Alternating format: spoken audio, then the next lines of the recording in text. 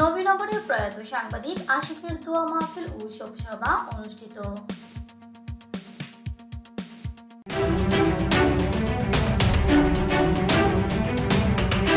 Voice of Nabinagar TV, বিশ্বজুড়ে নবীনগর।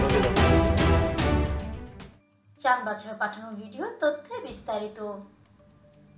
ব্রাহ্মণবাড়িয়ার নবীনগরের নবীনগর সরকারি পাইলট উচ্চ বিদ্যালয়ের পাঠাগার কক্ষে প্রয়াত সাংবাদিক ও শিক্ষক এটিএম হাবিবুল্লাহ আশিকের দোয়া মাহফিল ও শোকসভা অনুষ্ঠিত হয়েছে।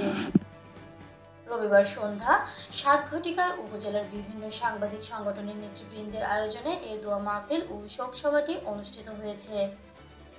নবীনগর সরকারি পাইলট উচ্চ বিদ্যালয়ের প্রধান শিক্ষক মোহাম্মদ আবু মুসার সভাপতিত্বে ও সাংবাদিক সঞ্জয় শীলের সঞ্চালনায় শোক জ্ঞাপন, স্মৃতিচারণ ও বক্তব্য প্রদান করেন প্রয়াত আশিকের বাবা মোহাম্মদ আবুল খায়ের।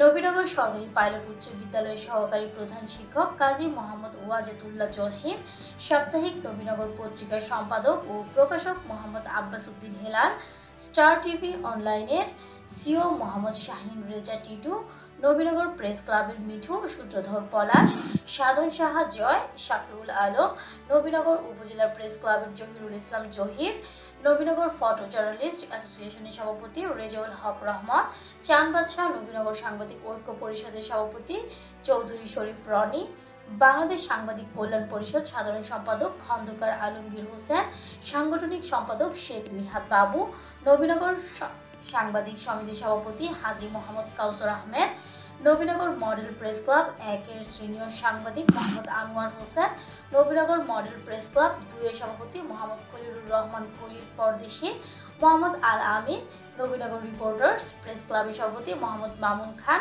সাধারণ সম্পাদক রুহুল আমিন চিশতি, ইয়ার হোসেন সহ আরও অনেকে। নারায়ণপুর কামিল মাদ্রাসার শিক্ষক ও সমবায় মার্কেট মসজিদের ইমাম জুনায়েদ হাসান প্রয়াত আশিকের রুহের মাগফিরাত কামনায় মোনাজাত করেন। মোনাজাত শেষে উপস্থিত সকলের মাঝে তাবারুক বিতরণ করা হয়েছে। Adibul Talukdar, voice of Nabinagar TV.